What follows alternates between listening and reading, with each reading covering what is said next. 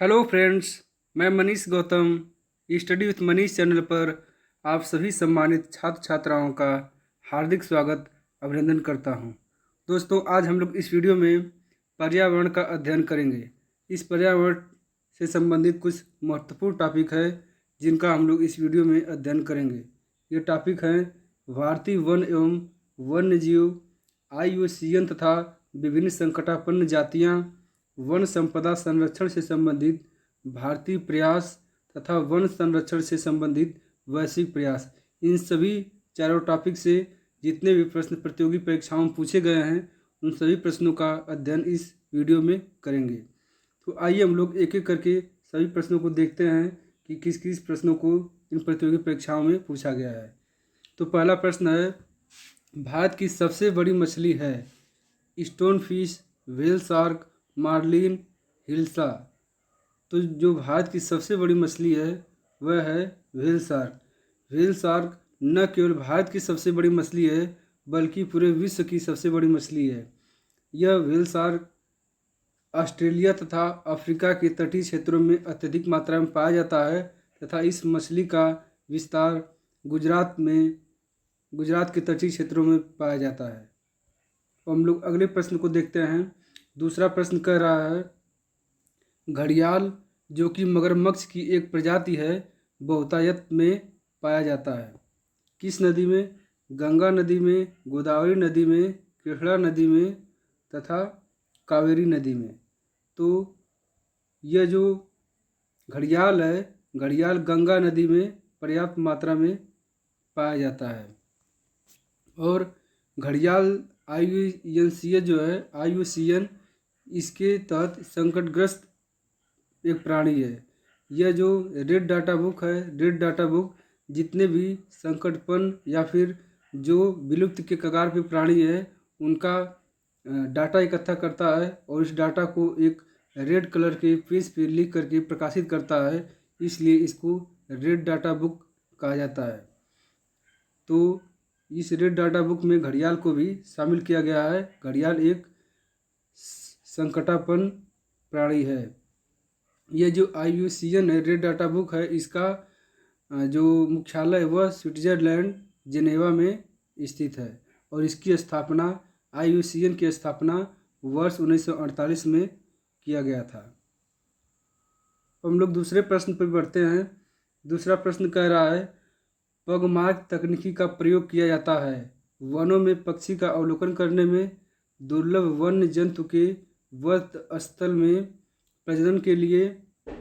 C option है विभिन्न वन्य जंतुओं की जनसंख्या के आकलन के लिए और D ऑप्शन है वन्य जंतुओं में गुदना गुदाने के लिए ताकि एक स्थिति का दूसरे से भेद किया जा सके। तो यह जो पगमार्क तकनीकी है यह पर्यावरण के लिए प्रयोग में लाई जाती है और इसमें जो मूल कार्य किया जाता है वह है विभिन्न वन्य जंतुओं की जनसंख्या का आकलन किया जाना, यानी ऑप्शन C सही होगा।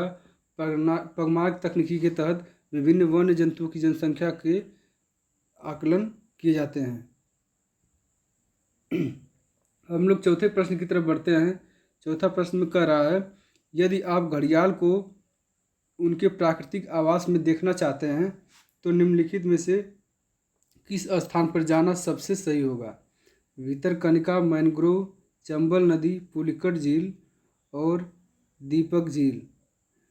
तो यह जो घड़ियाल है यह प्रचुर मात्रा में, बहुतायत मात्रा में चंबल नदी में पाया जाता है। इसलिए अगर घड़ियाल का आवास क्षेत्र देखना हो, प्राकृतिक आवास देखना हो तो चंबल नदी में जाना सबसे बेहतर होगा। अब हम लोग अगले प्रश्न की तरफ बढ़ते हैं। 5वां नंबर प्रश्न है, यह कह रहा है कि भारत में पाई जाने वाली नस्ल खराई ऊँट के बारे में अनूठा क्या है? इसमें पहले नंबर पर दे रहा है, यह जो खराई ऊँट है यह समुद्र जल में 3 किलोमीटर तक तैर सकने में सक्षम है। दूसरा, यह मैंग्रोव की चराई पर जीता है। तीसरा, यह जंगली होता है और पालतू नहीं बनाया जा सकता है। तो इसमें देखते हैं कौन सा ऑप्शन सही होगा। इसमें कह रहा है केवल 1 एवं 2, विकल्प नंबर बी है केवल 2, ऑप्शन C केवल 1, 3 और ऑप्शन डी 1, 2 और 3।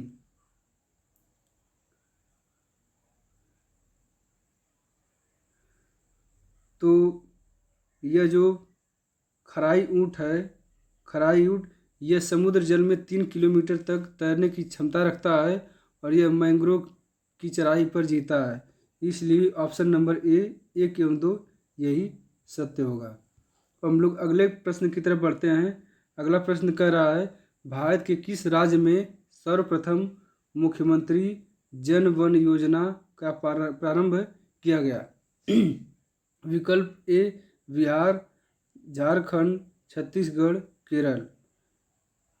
तो यह जो भारत का मुख्यमंत्री जन वन योजना है, इसका प्रारंभ झारखंड राज्य में सबसे पहले किया गया। अब 7वें प्रश्न को देखते हैं। इसमें कह रहा है, निम्नलिखित राज्यों में से किसके द्वारा अपना वन अपना धन योजना प्रारंभ किया गया? पहला ऑप्शन दे रहा है उत्तर प्रदेश द्वारा, दूसरा मध्य प्रदेश द्वारा, तीसरा हिमाचल प्रदेश द्वारा और चौथा अरुणाचल प्रदेश द्वारा। तो यह जो अपना वन अपना धन योजना है, यह हिमाचल प्रदेश के द्वारा संचालित किया गया है। अब अगले प्रश्न की तरफ बढ़ते हैं। 8वां प्रश्न है, भारत में वन्य जीव संरक्षण अधिनियम किस वर्ष लागू किया गया? ऑप्शन ए 1962 में, ऑप्शन बी 1970 में, ऑप्शन डी 1972 में तथा ऑप्शन डी 1982 में। तो यह जो भारत में वन्य जीव संरक्षण अधिनियम लागू किया गया, यह वर्ष 1972 में लागू किया गया। ऑप्शन सी इसका सही होगा। इसका जो लागू करने का तिथि है वह है 9 सितंबर 1972। यह जो वन्य जीव संरक्षण अधिनियम लागू किया गया, इसका मूल उद्देश्य था कि जो जानवरों का, जो पशुओं का तस्करी की जाती है, अवैध शिकार किया जाता है, इन सभी से संरक्षण प्रदान किया जाए, इन सभी को रोका जाए, यानी इस तरीके का अवैध कार्य पे रोक लगाया जाए। यही वन्य जीव संरक्षण अधिनियम 1972 का मूल उद्देश्य था। अब 9वें प्रश्न को देखते हैं। इसमें कह रहा है, 2016 में कार्यान्वित नवीन राष्ट्रीय वन सूची डिजाइन के अंतर्गत वन सूची समीक्षा का समय घटाकर किया गया है 5 वर्ष, 2 वर्ष, 6 वर्ष, 6 माह, 10 वर्ष। तो यह जो नवीन राष्ट्रीय वन सूची है, इसके अंतर्गत जो समीक्षा करने का जो समय है, यह 20 वर्ष से घटा करके 5 वर्ष कर दिया गया है। यानी अब जो राष्ट्रीय वन सूची है, यह प्रत्येक 5 वर्ष पे प्रकाशित की जाएगी। इसके पहले यह राष्ट्रीय वन सूची जो होती थी, इसका रिपोर्ट प्रत्येक 20 वर्ष पे प्रकाशित किया जाता था, लेकिन वर्ष 2016 के बाद से अब यह राष्ट्रीय वन सूची का रिपोर्ट प्रत्येक 5 वर्ष पे प्रकाशित किया जाएगा। अब अगले प्रश्न की तरफ बढ़ते हैं। अगला प्रश्न कह रहा है, भारत में निम्नलिखित में से कौन सा अधिनियम वन्य जीवों को संरक्षण प्रदान करता है? ऑप्शन ए वन्य जीव संरक्षण अधिनियम 1972, बी ऑप्शन है वन संरक्षण अधिनियम 1982, सी ऑप्शन पर्यावरण संरक्षण अधिनियम 1996 और डी ऑप्शन पश्चिम बंगाल वन्य जीव संरक्षण अधिनियम 1959। तो भारत में जो वन्य जीवों के संरक्षण का जो अधिनियम है, यह है 1972 में। वन्य जीव संरक्षण अधिनियम 1972 में पारित किया गया है और इसी के तहत वन्य जीवों को संरक्षण प्रदान किया जाता है, इसलिए ऑप्शन ए सही होगा। अब 11 नंबर प्रश्न को देखते हैं। इसमें कह रहा है, भारत में यदि कछुओं की एक जाति को वन्य जीव संरक्षण अधिनियम 1972 की अनुसूची 1 के अंतर्गत संरक्षित घोषित किया जाता है, तो इसका निहितार्थ क्या है? इसे संरक्षण का वही स्तर प्राप्त है जैसा कि बाघों को। ऑप्शन बी कह रहा है, इसका अब वन क्षेत्रों में अस्तित्व समाप्त हो गया है, कुछ प्राणी वन संरक्षण के अंतर्गत हैं और अब इसके विलोपन को रोकना असंभव है। ऑप्शन सी में कह रहा है, यह भारत की एक विशेष क्षेत्र में स्थानिक है। ऑप्शन डी कह रहा है इनमें से कोई नहीं। तो इसमें जो ऑप्शन ए है इसमें कह रहा है कि इसे संरक्षण का वही स्तर प्राप्त है जैसा कि बाघ को, यानी जो वन्य जीव संरक्षण अधिनियम 1972 पारित किया गया इसके पहले अनुसूची में बाघ को रखा गया है। तो जो पहले अनुसूची में बाघ को रखा गया है और इसी अनुसूची में विलुप्त प्राय प्राणी कछुआ इसको भी रखा गया है। तो अगर कछुओं की जाति को अगर अधिनियम 1972 में रखा जाता है तो इसे संरक्षण वही प्राप्त होगा जो कि बाघ के लिए है, क्योंकि बाघ और कछुओं की जब एक ही अनुसूची के अंदर डाल दिया जाएगा तो फर्स्ट अनुसूची में जो भी प्रावधान किए गए रहेंगे वो उसमें जो भी शामिल किया जाएगा, चाहे बाघ हो, चाहे चीता हो, चाहे कछुआ, अगर किसी को भी इसमें शामिल करते हैं तो वही नियम उसके लिए भी लागू होगा जो अनुसूची 1 में प्रदान किया गया है या अनुसूची 1 में शामिल किया गया है। हम लोग अगले प्रश्न की तरफ चलते हैं। 12 नंबर प्रश्न कर रहा है भारत में वन संरक्षण अधिनियम कब पारित किया गया? 1978 में, 1979 में, 1980 में और ऑप्शन डी है 1981 में। तो जो भारत में वन संरक्षण अधिनियम पारित किया गया यह वन संरक्षण अधिनियम 1980 में पारित किया गया। यहाँ ध्यान देने वाली बात यह है कि वन्य जीव संरक्षण अधिनियम 1972 को पारित किया गया, जबकि वन संरक्षण अधिनियम जो है वह 1980 को पारित किया गया। इसमें सिर्फ अंतर यह है कि जो 1972 में लागू किया गया वह वन्य जीव संरक्षण अधिनियम था, जबकि जो 1980 में जो लागू किया गया वह वन संरक्षण अधिनियम पारित किया गया था। अब 13 नंबर प्रश्न को देखते हैं। इसमें कह रहा है भारतीय वन्यजीव संस्थान कहाँ पे स्थित है? ऑप्शन ए दे रहा है नई Delhi, option B Shimla, option C Dehradun, option D Bhopal. तो जो भारतीय वन्यजीव संस्थान स्थित है यह देहरादून में स्थित है। अब 14 नंबर प्रश्न को देखते हैं। इसमें कह रहा है वन अनुसंधान संस्थान स्थापित है हैदराबाद में, नैनीताल में, सोलन में, देहरादून में। तो वन अनुसंधान संस्थान देहरादून में स्थित है। यह देहरादून उत्तराखंड की राजधानी है। अब 15 नंबर प्रश्न को देखते हैं। इसमें कह निम्नलिखित में से कौन सी संस्था पर्यावरण से संबंधित नहीं है? विज्ञान और पर्यावरण केंद्र, ऑप्शन बी भारतीय वनस्पति संरक्षण संस्थान, ऑप्शन सी भारतीय वन्य जीव संस्थान तथा ऑप्शन डी भारतीय सर्वेक्षण विभाग। तो इसमें जो तीनों ऑप्शन है विज्ञान और पर्यावरण केंद्र, भारतीय वनस्पति सर्वेक्षण संस्थान, भारतीय वन्य जीव संस्थान, यह तीनों पर्यावरण से संबंधित संस्थान है। जबकि जो भारतीय सर्वेक्षण विभाग है यह भारत सरकार के द्वारा इसको लागू किया जाता है। यह जो भारतीय सर्वेक्षण विभाग है यह जो मैपिंग का कार्य होता है, जो चित्रण का कार्य होता है उसका कार्य करता है। तो इसमें जो ऑप्शन डी होगा यही सही होगा, क्योंकि यह पर्यावरण से संबंधित नहीं है बल्कि यह भारत सरकार की एक संस्था है जो कि मैपिंग का कार्य करती है, मानचित्रण का कार्य करती है। अब 16 नंबर प्रश्न को देखते हैं।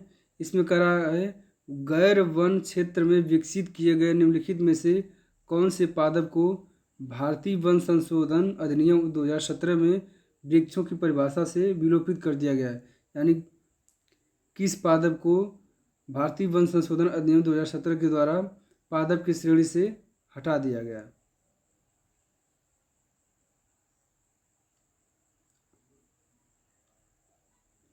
तो ऑप्शन ए है पाम, ऑप्शन बी सरकंडा, ऑप्शन सी बांस, ऑप्शन डी केला।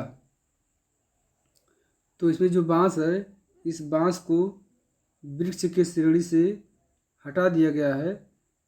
अब इसको पादप की श्रेणी में रखा गया है, यानी अब बांस पे वहाँ के रहने वाले लोगों का, यानी वन के अंदर जो लोग निवास कर रहे हैं, जो आदिवासी लोग हैं, अब वह लोग बांस का प्रयोग अपने इच्छा अनुसार कर सकते हैं।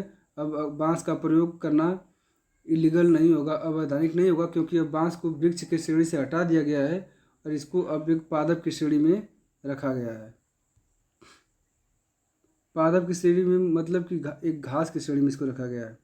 अब 17 नंबर प्रश्न को देखते हैं, जिसमें कह रहा है निम्नलिखित में से किसे चिपको आंदोलन का नेता माना जाता है।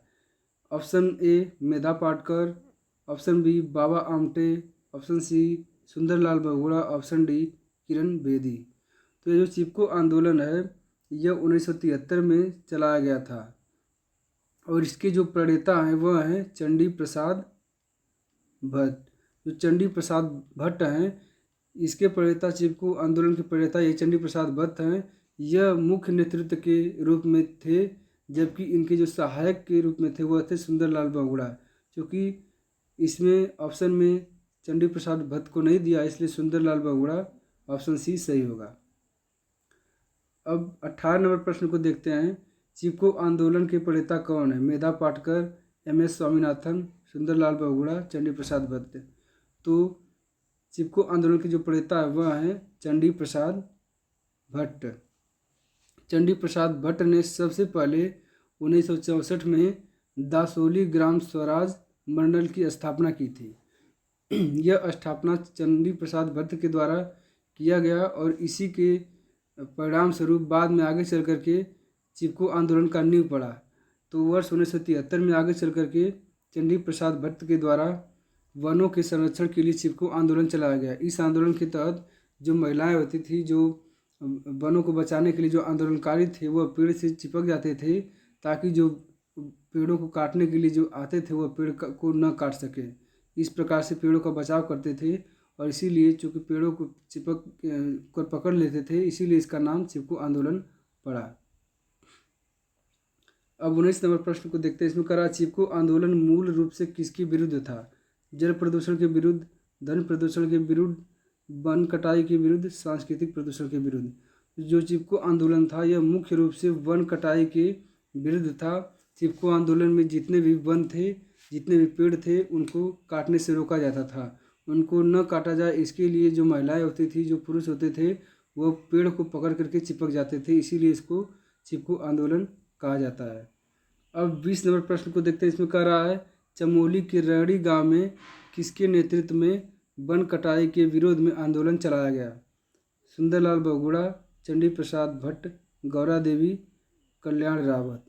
तो चमोली के रैणी गांव में जो वन कटाई के लिए आंदोलन चलाया गया, इसके जो नेतृत्वकर्ता थे वह थे गौरा देवी। गौरा देवी ने चमोली के रैणी में सबसे पहले वन कटाई के विरुद्ध में आवाज़ उठाया था।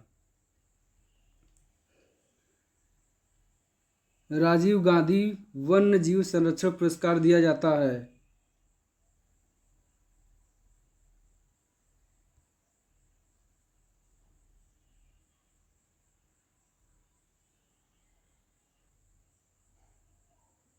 इसमें ऑप्शन एक गलती से टाइप हो गया है। यह है शैक्षिक तथा शोध संस्थानों को, ऑप्शन बी वन एवं वन्य जीव अधिकारियों को, ऑप्शन सी वन्य जीव संरक्षण को, ऑप्शन डी उपर्युक्त में से सभी को। तो राजीव गांधी वन्य जीव संरक्षण पुरस्कार जो प्रदान किया जाता है यह शैक्षिक तथा शोध संस्थानों के लिए तथा वन एवं वन्य जीव अधिकारियों के लिए और वन्य जीव संरक्षण, इन तीनों के लिए यह राजीव गांधी वन्य जीव संरक्षण पुरस्कार प्रदान किया जाता है। हम लोग 22 नंबर प्रश्न को देखते हैं। इसमें कह रहा है national bureau of plant genetic resources स्थित है। ऑप्शन ए नई दिल्ली में, ऑप्शन बी कोलकाता में, ऑप्शन सी मुंबई में और ऑप्शन डी चेन्नई में। तो यह जो राष्ट्रीय पादप आनुवंशिक संस्थान ब्यूरो है, यह जो इसकी स्थिति है यह है नई Delhi. National bureau of plant genetic resources यह नई दिल्ली में स्थित है। इसका जो हिंदी रूप है वह है राष्ट्रीय पादप आनुवंशिक संस्थान ब्यूरो, NBPGR। इसकी स्थापना वर्ष 1977 में नई दिल्ली में राष्ट्रीय स्तर पर पौधों के आनुवंशिक संसाधनों के प्रबंधन के लिए की गई थी। अब 23 नंबर प्रश्न को देखते हैं। इसमें कह रहा है अमृता देवी पुरस्कार जिसके लिए दिया जाता है वह है वृक्षारोपण में श्रेष्ठ प्रयास, वन एवं वन्य जीवों की सुरक्षा के लिए, वन सुरक्षा पर श्रेष्ठ साहित्य के लिए, उद्यानों का सौंदर्यीकरण के लिए। तो जो अमृता देवी बिश्नोई स्मृति पुरस्कार प्रदान किया जाता है, यह वन एवं वन्य जीवों के संरक्षण में अभूतपूर्व योगदान के लिए राजस्थान सरकार के वन विभाग के द्वारा प्रदान किया जाता है। तो इसमें ऑप्शन नंबर बी सही होगा। अब 24 नंबर प्रश्न को देख लेते हैं। इसमें कह रहा है नेपाल एवं भारत में वन्य जीवन संरक्षण प्रयासों के रूप में सेव सेव नामक एक नया संगठन प्रारंभ किया गया है। सेव का उद्देश्य है संरक्षण करना। किसका संरक्षण करना? ऑप्शन ए गिद्ध का, ऑप्शन बी टाइगर का, ऑप्शन सी तोते का और ऑप्शन डी हाथी का। तो इसमें जो टाइगर है ऑप्शन बी यही ऑप्शन सही है। नेपाल एवं भारत में वन जीवन संरक्षण प्रयासों के रूप में सेव नामक एक नया संगठन प्रारंभ किया गया है, जिसके निर्माण का मुख्य उद्देश्य टाइगर का संरक्षण प्रदान करना है। अब 25 नंबर प्रश्न को देख लेते हैं। इसमें कह रहा है वर्ल्ड वाइल्ड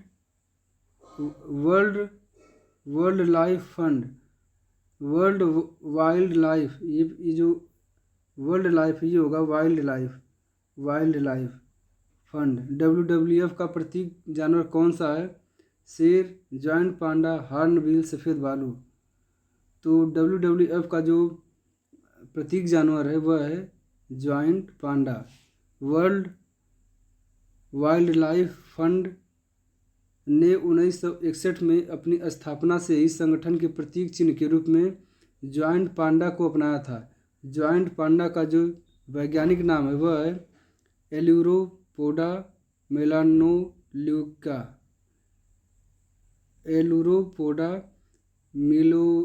मिलानोल्यूका। इसका निवास स्थान मुख्यतः शीतोष्ण चौड़ी पत्ते वाले मिश्रित वनों में मिलता है। वर्तमान में विश्व भर में इसकी संख्या लगभग 1600 के आसपास में है। तो जितने भी 25 प्रश्न थे इन सभी प्रश्नों का उत्तर बता दिया गया है। फिर भी अगर कोई सुझाव देना हो तो आप लोग कमेंट बॉक्स में कमेंट करके अपना सुझाव अवश्य दे सकते हैं। अगर वीडियो अच्छा लगा हो तो please like share and subscribe जरूर करें। बहुत बहुत धन्यवाद।